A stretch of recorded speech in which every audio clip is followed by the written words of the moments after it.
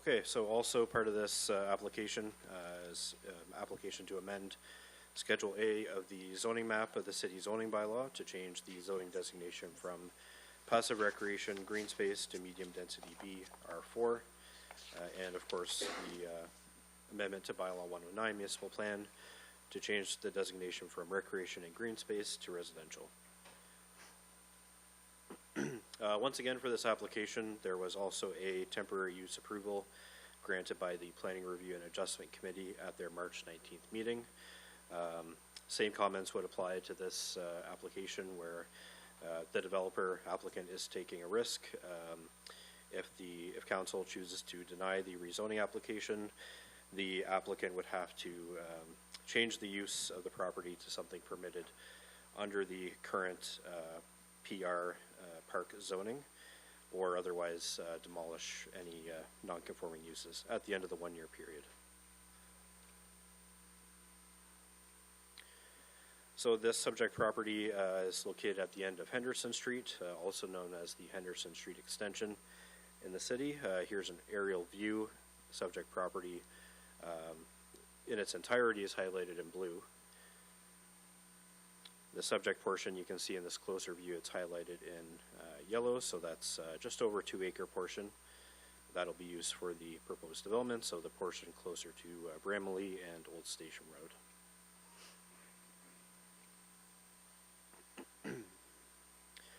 Access to the property will be from Henderson Street or the Henderson Street extension. I understand there will be some work done on potentially some paving to upgrade this the road condition as the development takes place. There are water services available in the area now, but municipal sewer would have to be extended a small distance, and there are no storm services in the area. Currently the land is vacant, but it is used for a municipal services easement. As well, there is a small property located within this larger property that has a city well house on it. The proposed use, as mentioned, it's for up to 2 10-unit, 2-story apartment buildings. At this point in time, the applicant is seeking to just build 1, but they're asking for permission to build 2 on the property. So the proposed use would be, each building would have a footprint of approximately 20 meters by 50. Again, built with modular construction. This time the applicant will be working with Kent Homes to assemble modules for this apartment building, so unique construction method. That'll be interesting to see this come together. Each unit will be approximately 960 square feet. The units are intended for families, so these are 3-bedroom, 1-bath units. There would be parking sufficient for at least the 10 units built in each building, but likely more than that. And again, access will be from Henderson Street or the extension. So any potential development on this lot would still be subject to the medium density B zone regulations. Some site photos, so this was taken before the application went to PRAC. You can see the vacant lot, the cleared portion here, so this is looking towards King Street. This would be around the area of the municipal easement and the future property line staked out there. This is looking south towards the highway, Route 8, and also the municipal pump house on the left. This is looking up towards Henderson Street, so you can see the condition of this portion of the road, or the Henderson Street extension. It's not in great shape, but again, I understand it'll be upgraded to some degree before the development takes place. You can see from this angle how close the existing residences and outbuildings will be, particularly along Old Station Road, but also along Bramley and Henderson there. This was the applicant's initial concept site plan. They have submitted a more detailed one, or I should say they are working on a more detailed one, but nothing formal to share at this point. So this was their initial concept plan. You can see the property is more than big enough for the 2 proposed 10-unit buildings, along with the parking and driveway area. There have been formal floor plans submitted, though, so I can share these. These are from the manufacturer, Kent Homes. So again, these are split up into modules, all labeled with specific letters, and you can also see the exact layout of each unit. Notably, these apartments will have internal corridors, so these aren't like a walk-up building with outside entrances only, like we've seen with some other small buildings. So that's a little bit different. Looking at the planning considerations, again, the property designation is recreation and green space, so that needs to be amended.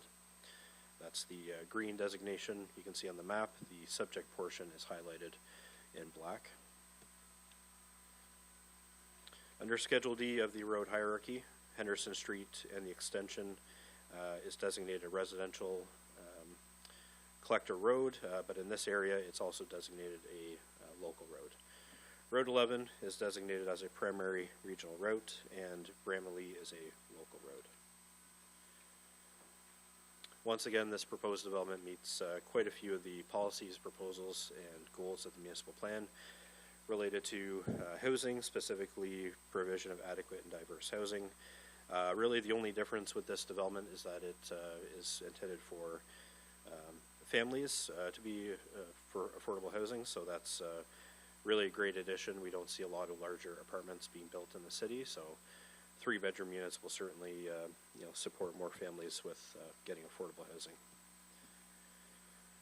Once again, supporting sustainable development, efficient land use, and diversity and density of housing. So this is increasing density in a primarily low-density area of the city, which is certainly a positive, while also making use of existing services, other than the small extension of sewer that's needed. As well, this property can be seen as being strategically located, relatively close to key employment, services, and shopping, as well as institutions like schools and churches. In terms of the zoning bylaw analysis, the proposed residential use is not permitted under the current green space zoning of the property. When it is rezoned, it will be permitted under the R4 zoning, so this zone was requested based on having multiple buildings. The R3 zone, which was not requested, it does allow for up to a 10-unit apartment building, but not multiple, so that's the reason for the R4 zoning.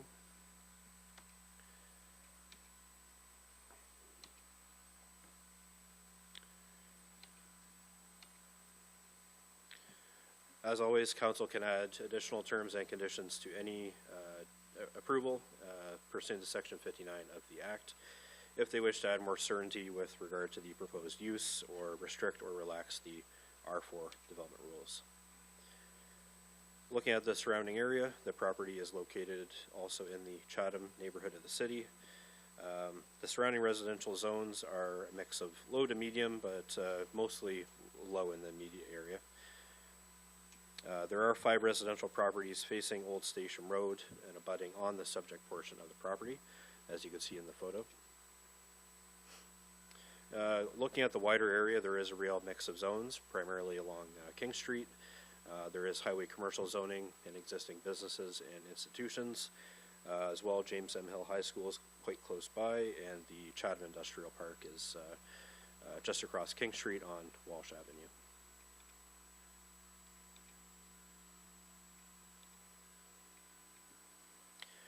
So in this case, staff feel that this proposed development could present some land use conflict with the surrounding area because it is so low density in the immediate area, looking at Old Station Road in Bramalea. So it is possible in this case that residents and businesses could object to the development just being a higher density form of development with 2 stories. There could be some specific neighborhood impacts and concerns identified as this progresses towards the public hearing. For this application, we also received comments from the city's Department of Engineering and the Department of Public Works. They commented that there are no storm and sewer services in the vicinity, but the city will install a sanitary sewer main extension to the development, but at the cost to the developer. The developer shall provide engineered drawings for the extension, subject to approval by the director. They need to confirm the size of the water main to the development and provide net zero increase in drainage. They also commented that the development is in a well field and subject to the Well Field Protection Act. We had received previous comments from the Department of Environment regarding this, so they did clarify that generally multi-unit residential development can take place in well field protected areas, including Zone A, which is the most restrictive zone, with a number of considerations towards specific details with development. So details like the type of heating systems, elevator systems, parking design, stormwater runoff, and chemical and petroleum storage. So these are things that the department is quite concerned about, being located close to a municipal water supply area. And there were no other comments received to date. So the views of the Planning Review and Adjustment Committee passed by resolution at the regular meeting, March 19th. This is meeting 2024-2. Pursuant to Section 110(1) of the Act, it is the view of the PRAC of the GMRSC that the City of Miramichi amend Schedule A, future land use map of the City of Miramichi Municipal Plan, to change the designation from recreation and green space to residential, and Schedule A, zoning map of the City of Miramichi zoning bylaw, bylaw 110, to change the zoning from passive recreation, green space, PR, to medium density BR4. And this is only for a portion, 8,566 square meters of the subject property, PID 40204984, located at Henderson Street with no civic address assigned in the City of Miramichi. This is to allow the construction of up to 2 10-unit apartment buildings subject to the following condition pursuant to Section 59 of the Act. 1, that the property be subdivided in accordance with the tentative plan submitted to planning services to the satisfaction of the development officer prior to any required building permit being issued. Thank you.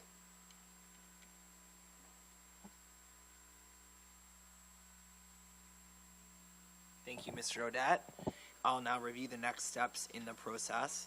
The city clerk's office will receive written objections to the proposed bylaw amendment. A public hearing is scheduled for April 30th, 2024 at 6:30 p.m. at City Hall, 141 Henry Street, to consider written objections. Anyone wishing to support or oppose those written objections may do so at that time. With that, I'll ask for a motion to adjourn the public hearing, please. Councillor Johnston, seconded by Councillor Harris.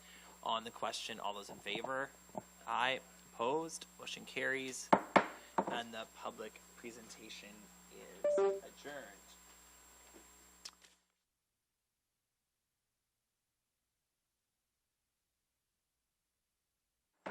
So it is 6:44.